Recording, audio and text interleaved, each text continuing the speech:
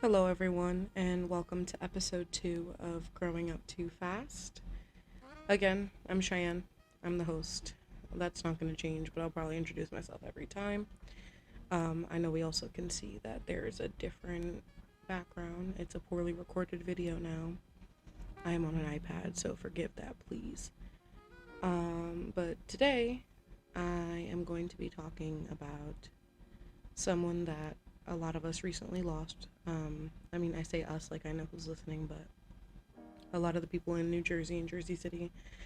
Um, and I did my makeup to make myself feel better, which is why I am fully shiny right now. Okay, so a lot of you probably know, but I'm talking about Ronin. Um,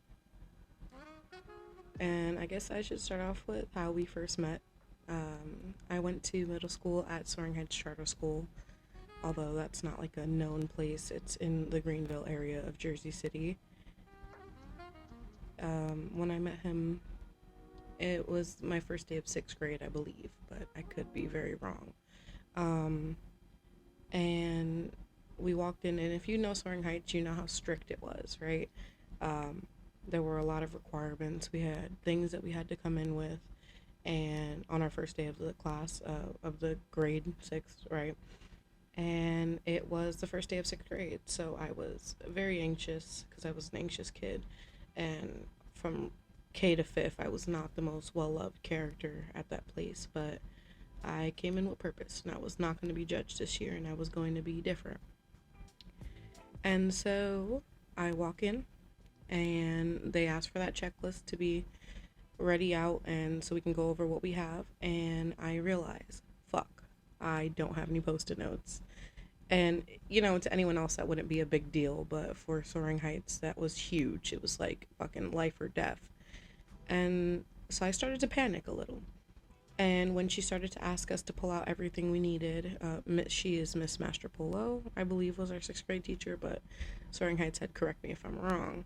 Um, I pull it out and I realize I don't have the post notes and I'm freaking out. And at this time, I'm in the back of the classroom and I'm sat right next to Ronin. And I either just met, this is my first time meeting him, or he went to fifth grade with us and I don't remember, but I'm pretty sure that was our first time. And the first thing he does, like, he notices that I'm missing them, and like almost on instinct, he just slides me over a pack of post-it notes. They were blue. I remember them being blue.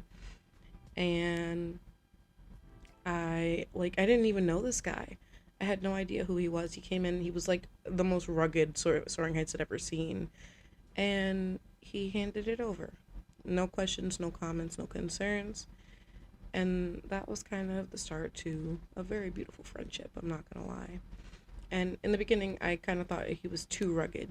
For Soaring Heights standards, it's a big deal to be what Ronin was. And he's not. He wasn't rugged at all. He was kind and gentle and thoughtful. And I learned that over the course of that year and over the course of our next 2 years of middle school. It was great, honestly. After a while, we all started to meet up at a common place after school. When I say all, I mean all of our sixth grade class and all of our whole class. I don't really remember what year we started that in. And he was always there, and so was I, and so was the rest of the Soaring Heights cast of 2018. And it was great. We would all just hang around, be friends. And Ronan was definitely a little different from all of us. We were all very much nerds, very much no lives, but he was active in the community. He smoked, he had fun, he had friends that were outside of school, and that was very different for all of us. And not all of us took it a great way, but I know that a few of us, we definitely did, and we definitely admired it. And if I had infinite time, I would talk about everything we did together, but I'm choosing to start where our friendship really kind of developed, and I'm going to start with the first time I smoked with him. So it's probably not common knowledge, but I am a smoker, although how would it not be common knowledge? Let me not lie to myself. It's common knowledge. And this is all because of Ronan. I'm a smoker because of him. I remember it explicitly because we had just graduated eighth grade. And it was this big deal. Everyone was like crashing out about it. I remember this one kid, I'm not going to say his name, but if you know, you know. We got out of graduation, and on our walkout, he dropped to his knees, crying, sobbing about having to leave this family we had all built. And we had just graduated. It was the summer of 2018. Um, and Ronan had always been a big smoker, and as we know, my parents are addicts, so I was always kind of against that kind of thing. Um, but he kind of normalized it for me, and was like, "You might as well try it. If you don't like it, don't. But if you're gonna try it, I want you to do it safely, with someone you trust. So let's do it." And that whole summer, I had already spent all of it with him. I think it was like July when I decided to try it with him, and I was like 13 and, an idiot. And this is my first time smoking actual weed. Before, I had spent the whole summer with him and his friends, so I had like hit a cart or a jewel before, you know what I mean? But this is like real bud. And we're behind his apartment building because he lived in this apartment, and we're in the like alleyway of it. And he pulls out a cigarette, and I'm like, oh no, we're not about to do that. But he was like, Joe, Joe, and he emptied the cigarette like you like I'm trying to show it, but um, and he filled it with ground up weed. So whatever. And he fills it right, and he's like, hold on, let me hit it a little bit, because I put some of the tobacco back, and I don't want you to hit the tobacco. I'm like, all right, cool, because I didn't want to hit the tobacco. And tobacco. I don't. How the fuck do you say tobacco? Tobacco. Okay. Um, and he hit it for a little bit, and he passed it to me, and I hit it. It was my first time hitting real weed. I hit it, and I cough my lungs out, and he starts laughing in this way that only he could laugh. Like, it was the funniest thing that had ever been done, ever been seen.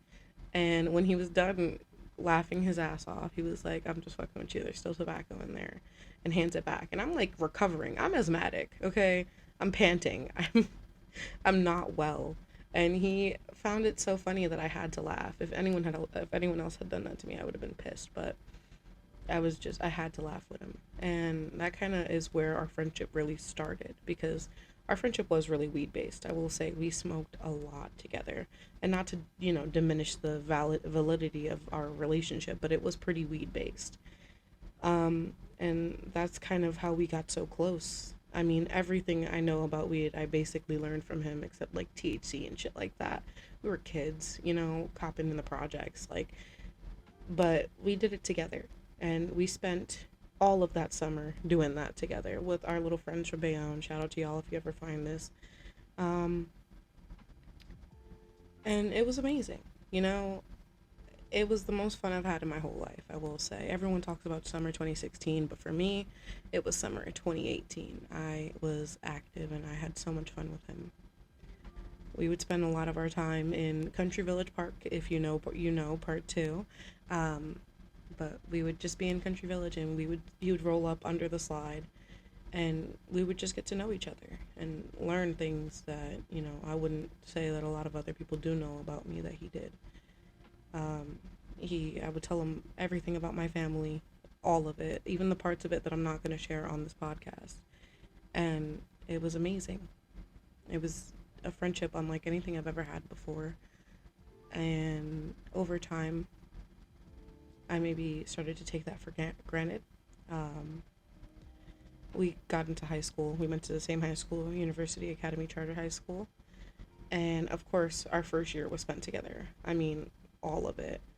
Um, every time you saw me, you saw Ronin. The way I am with Terea, which is my best friend, as you all know, or as you will know now after this, I was with him. Every event, if you invited us anywhere, I'm coming too. If you invited him anywhere, it was like an unspoken, like, oh, Cheyenne and Ronan are here, and we did that a lot. We had a lot of different adventures, a lot of side missions, smoking anywhere. I mean, if you know Little Park, I don't think anyone else calls it Little Park but us, but like, it's on Linden if you want perspective and you're from Jersey. But we would spend a lot of our time there just talking and smoking, and our relationship was very emotional. Like, it was very personal, and it was very real. Um, And then as I progressed into high school, you know, you get older, you get emotions, you get, uh, what's the word? Hormonal. Um, and I got a boyfriend, and he got a girlfriend. Um, and his girlfriend was great. I can't remember her name right now. I want to say it started with a T. Taina? I hope I'm not name dropping something that's not supposed to be said, but whatever. Um, and it was great, honestly. We were chill still. I met his girlfriend. She was sweet. We would hang out together. She had no problems with me. But my boyfriend at the time was very anti weed, which is bad. It's bad if you think about all the, you know, setup I did for how much our friendship was weed reliant. He was really against weed. He was really jealous when we would be alone together, me and Ronin. But that was my brother. You know, like we literally had each other saved in our phones as brother and sister. Um, and as I got deeper into that relationship, and he got deeper into his, we kind of started to separate. And I'm going to take full accountability here and say that it was my fault. My priorities were wrong. I didn't cherish that friendship in the right way, in the way that I do now at that time. Um, so we got into a lot of arguments about it, both me and Ronan and me and my boyfriend at the time. Uh, Ronan's issue was that I was not there for him as much as I used to be. Um, he would talk a lot about how it feels like I was replacing him, um, and that when we got really locked in, that I wouldn't be there for him anymore.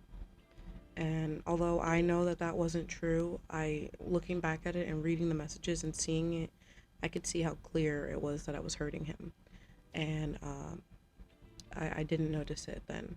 And I would try to, you know, like keep myself there, to keep spending time with him. When we would hang out, I wouldn't smoke, or I mean, you know, sorry, but I would have him like put the blunt into my mouth so it wouldn't be me smoking, which is so stupid, but like just little things, little ways to get around the blockage that we were facing. And it, for a little bit it worked, but then I stopped the weed entirely. And then I would start drinking instead, which is, you know, if you smoke or drink, you know, it's a different feeling. Um, and it was just some separation, and it wasn't any like problems. We would, every time we would argue, he would either text me on his account and be like, oh my god, I'm so sorry, like I've been dramatic, like I miss you, can we hang out tomorrow please? And then or like vice versa, he would text me from our friend Philip's account, like, Cheyenne, like, can I hang out with you tomorrow, I miss you. Like, we both had severe attachment issues to each other, I will say, like it was bad. um and then we got older, and I stayed with that boyfriend for a while, and he got a new girlfriend, and he was doing his own thing, and he started to get involved in things that I was never really comfortable with. And I tried really hard to maintain that friendship in the best ways that I could as a kid, but I wasn't as successful as I would have liked to have been. We kept in contact, you know, he still is, he will always be my brother, but I let other priorities get in the way of what we had. And that is something I will regret for the rest of my life. It's something I actively am trying to cope with. Shout out to my therapist. Um, so after high school, um, I started throwing a lot of parties. If you remember, for those of you that went to high school with me, I threw a lot of parties at the end of high school. And for the at the first one, he showed up, bought like half a bottle, but he bought a friend that nobody knew, and he stayed for like 30 minutes, very conspicuously. But it felt good to like remember that and cherish that, because by the end of high school, it was like we were friends, but it wasn't the same as it was. It wasn't as deep and as connected as it was. And I have so much love for him. I still had so much love for him at the time, but it was less vocal. We were way better communicators as kids than we are now. Um, but he would come to my high school parties, my after high school parties, and he came to like two of them, I think. And then after that, I went to college. And I started college, and I developed a whole new friend group, and I changed. I became different. I'm not gonna lie, I'm different. And we kind of just distanced. He became a story I talked about at my college friends' dorms, and He just became a memory instead of an active part of my life. And of course, we still talk to each other, but it was very rare. We would text each other occasionally, like, "How you been, sis? How you been, bro?" And I remember the last time we talked because it hurt me so deeply. Um, which, foreshadowing, right? Sorry, hitting the neck. My bad. But he had told me, that he had just broken up with this girlfriend that he was like madly in love with. Like, he had gotten her name tattooed. Like, he did a lot of stuff with her, and he had told me he had broken up with her, and that was kind of one of a divide in our relationship as well. She was, because she was very jealous. Um, and he was like, "I broke up with her. I'm done with it." And I was like, "I'm so proud of you. It's good riddance. I think that you're doing great. And I'm really proud of what you got going on." And then he hearted it, and he was like, "I'll always love you." It was very like, my sister, my brother. And then I tried to text him about a week later, and I was blocked. Um, and I don't know the story on that. It was like my freshman year of college, maybe, sophomore, maybe. But I was blocked, and that was really it. So that was our last text communication. And then into my sophomore year, I was having a really hard time. It's part of the reason why I'm not there anymore. But into that sophomore year, I had called him because I still have his number. I didn't know if it was the same, but I called him and I heard him pick up, and he said hello. And he said, "Who's this?" And I said my name, Cheyenne. And for a second, there was just silence on both ends of the phone. And then he hung up. And that was the official last time that I talked to him. And I'm very surprised that I haven't gone through this without crying. It's maybe my first time since that I haven't cried during it, but I think it's because there's a camera in my face. Um, but yeah, that was it. And life went on. I was hurt about it at the time, and I just kind of moved on from it. I tried to, just relax, get into my life, become a person. And I dropped out. Everything changed, and I was in this dorm with Terea, my best friend, and she was on the phone with her friend, and her friend talked to me and said, "Hey," this was in January. She said, "Hey, I'm sorry to tell you this, but Ronin has died." And it's crazy because the week before, I was on a business trip with the job I was talking about last episode, and on that business trip, I had made a really close friend with one of the girls that I work with. Shout out to Haiti, love her. Um, and we had went out to brunch on the Saturday before we left, or the Saturday we left. And it was were at a slow site. There was nobody to donate, so like we were like, whatever, let's just go get fucking mimosas, and we did. And we were talking about high school and what that was like for us. And I told the whole story I just told you guys to her, but in an hour long version with details and descriptors and, feelings and emotions. And I told her that I had been thinking about him so heavily recently, like for the past month or two.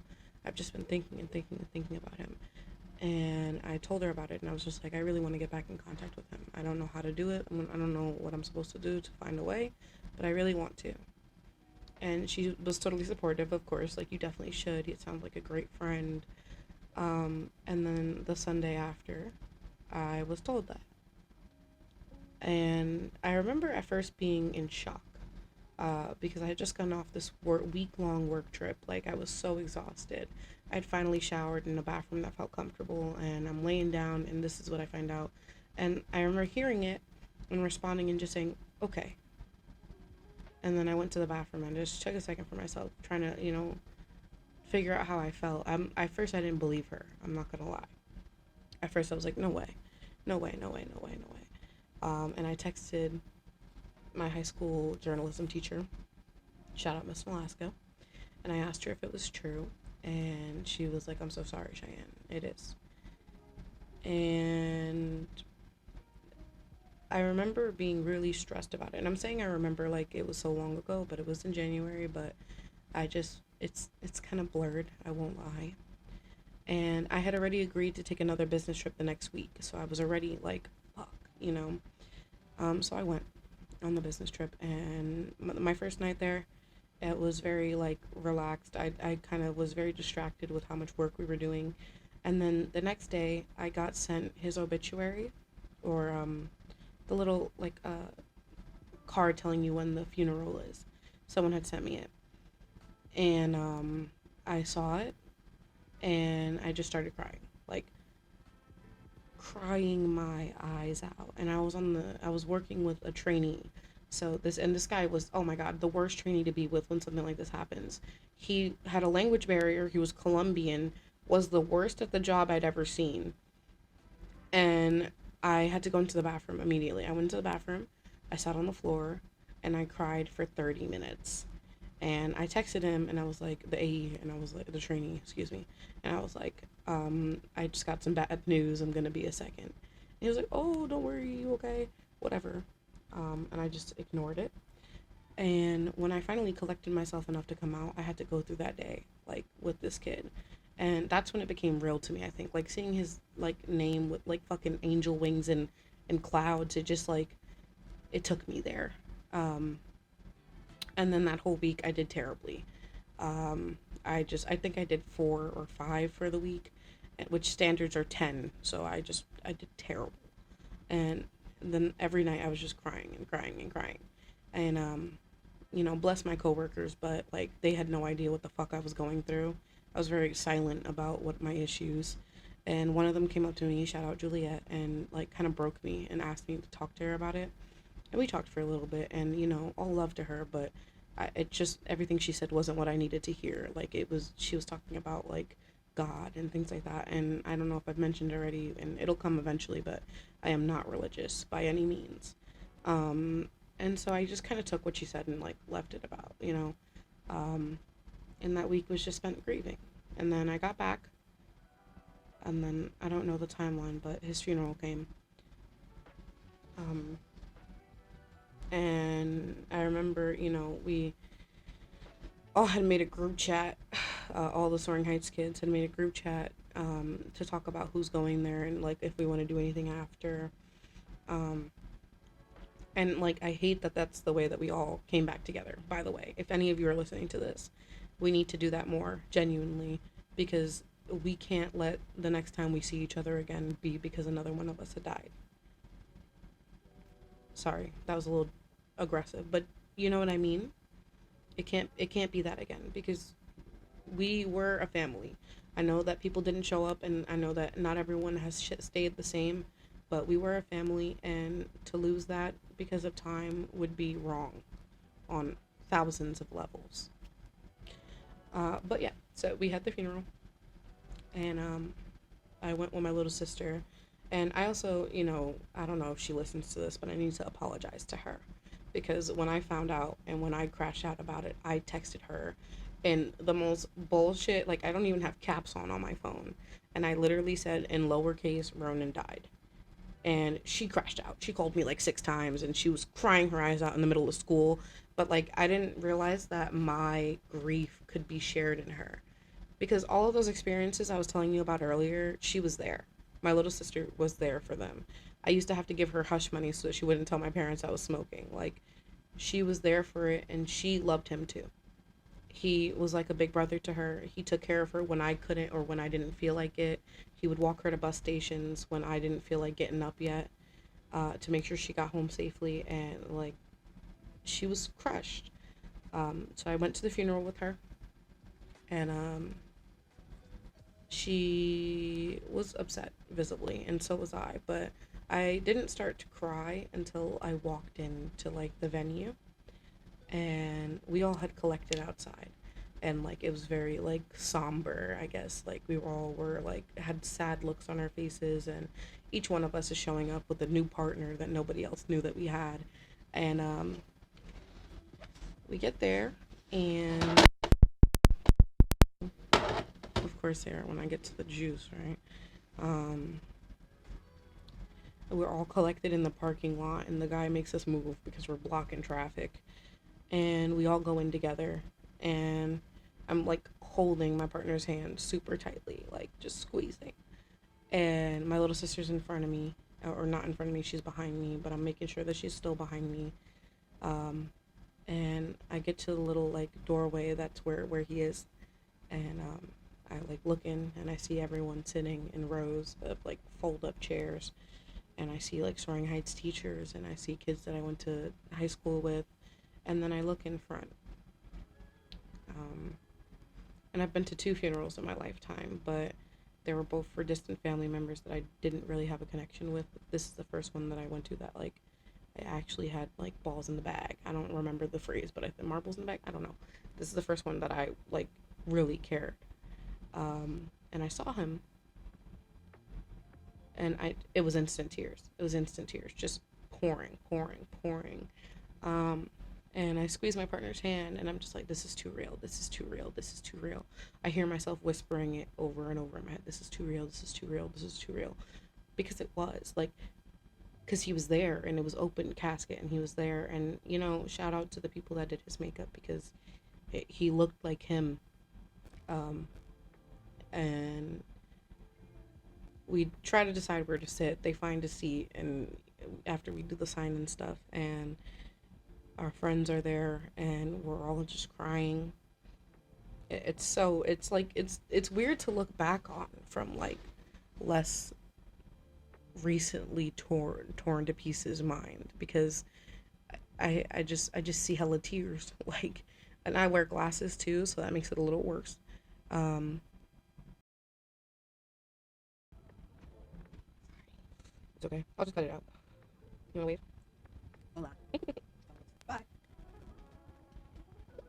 Apologies, I was just cut off brutally, but I'll probably include a clip of that. um yeah, I remember getting stuck on the crying and crying, but we'll move on. um and I was sat there. We sat like in the center back, and the pastor lady, she was great. Just she starts her ramble, her short story on him, and I'm like in the back rocking, like a child rocking back and forth. I've never been good with emotions, but like grief specifically, something I haven't had to deal with, well, thankfully. Um, it's new, and it's violent and raw, and one of the worst things I've maybe ever felt. A few Um, moments later. the music in the background. um, and we went through it. The lady tried to make us sing. I didn't sing. I couldn't. It would have ruined the song. We sang like four times also, which I found ridiculous, but whatever. And then it was time for viewing, or maybe viewing happened first. I don't really remember, but I viewed, and I went up with my little sister, and I let her go before me, or maybe after me. I don't really know the details, but um, and I remember while waiting in line to go view his body, I was like, just a sign that he knows that I cared. Like that's all I need. I need to know that he knows that I still cared about him, like, or at least he knows now that I care. Um, which is terrible, because why does he have to know when he's dead? But I go up and I kneel at the little thing, and he looks so alive. I don't know how they managed to do it, but it just looked like he was taking a nap. Um, you could obviously see the makeup and things like that, but he just looked so alive at first glance, and I kneeled, and it was mostly mental, all the things that I said, but I said so much. I said so much, and then I look up, and I really take in like that this is actually happening. And there's a bottle next to him of Dolce and Gabbana light blue perfume. And now this is like unknown lore, but Dolce and Gabbana light blue perfume has been my scent since I was a kid. I love that stuff. It's like crack to me. My grandmother used to slather our bodies in it when we were kids, and it was right there next to him, face up, looking at me, looking at it. I like put my head down worse. Like it hurt me worse, because like that's the sign that I wanted. Because maybe it was his scent too, but like it was mine, and it was his, and something that we shared up until like his last moments. Um And then we sat and we did the singing, or whichever one of those came first, because I saw him twice. I walked by twice. And then when I walked up, my partner walked behind me, and they were like, I was like, did you see the perfume? Did you see the cologne? And they just nodded, and I just cried worse. Um, and then we sat through the thing, and it was time to talk. Like for people, friends, family to come up and say things, and people went up, and there was a good flow of people. They were talking, and they said a lot of emotional things. And then it had been like kind of like a second where nobody got up. It was time for another person, but nobody got up. And I remember thinking before I went, like, am I gonna say something? What would I say? And and then my body kind of just moved for me, and I stood up, went to the front of the room, and it felt really hot where I was at, and I remember wondering if he was warm, and then thinking like what a stupid thing to think about. And then I was there, and I was in front of everyone, and it was time to say something, and I just started. And I talked about when we first met, and I don't really know all of it, but I talked about how much he meant to me, and I told this one story that I'm going to share here because I feel like it kind of shows you what kind of person he was, and what kind of friend he was. But I'm going to share it here explicitly because I remember I like cut some parts out of it because I didn't want his mom to hear like me curse or me say things. Um, when we were younger in high school or whatever, I was with him and a friend. We were at Winfield Park, in Jersey City, and we were hanging out, and one of his friends touched my ass, uh, just abruptly out of nowhere, and everyone was kind of taken aback by it, like, what the fuck is he doing? And Ronin's instinct, before anything else, was to stand up, drop his shit, and put his hands up to slap box him. Like, which was just such a him thing to do. And he won the slap box, obviously, because why would he not win the slap box? And the guy apologized. Wow, that's where I start to tear. Okay. Um, but like that was what kind of person he was. He treated me like I was his family, and I treated him like I was his family. And I have nothing but infinite regrets, for not reaching out when I could have, or for not being there for him. And the things that Ronan went through, the things that he suffered from, I knew about them, and I, talked him out of it. But there was more I could have done. And I think there was more that all of us could have done, honestly. As people, everyone that knew him, there was more we could have done. Um, so the reason why I decided to make the episode on this, and the reason why I decided to get so vulnerable so quickly with you guys, because that was never the plan, is because it never is the plan. Death is never going to be the plan, but it's going to be there. And how you choose to treat the people you love and how you choose to interact with the people you love is important. Um, don't wait. Don't think that it'll happen when it's supposed to. Because if you don't take the effort and if you don't take the steps to get there with them, it will never be the same. You may never get the chance. And do I ever wish this pain on anyone? No. But if you have the opportunity to tell someone you love them, do it. Because that opportunity is not forever. And of course I've always known that, but we're young. I had no clue, and I don't think anyone else did either. So if you love someone and you aren't in contact with them right now, get in contact. Take the steps to reach out, because even if it doesn't work, you know you did everything in your power to get there. You know you did everything in your power to reach out, and you don't have to live with the regret that I feel, because that will never go away. Um, and just some final words for him, because why wouldn't I put my final words towards him on the internet, right? But no, maybe this will reach him. Um, I loved you. I love you. You were my best friend before anyone else was. You were the first one to actually be there for me. Um, and I love you. And I hope that wherever you're at, because we'll get into what I fucking believe in eventually, but wherever you are, I hope that you can see this and that you can know, because I know when you passed, I found out that you didn't know that I still wanted to be in contact with you, that I love you deeply, and that my biggest regret in life will be that I stopped talking to you. So, this was episode 2 of Growing Up Too Fast, and it's been a pleasure. Yeah.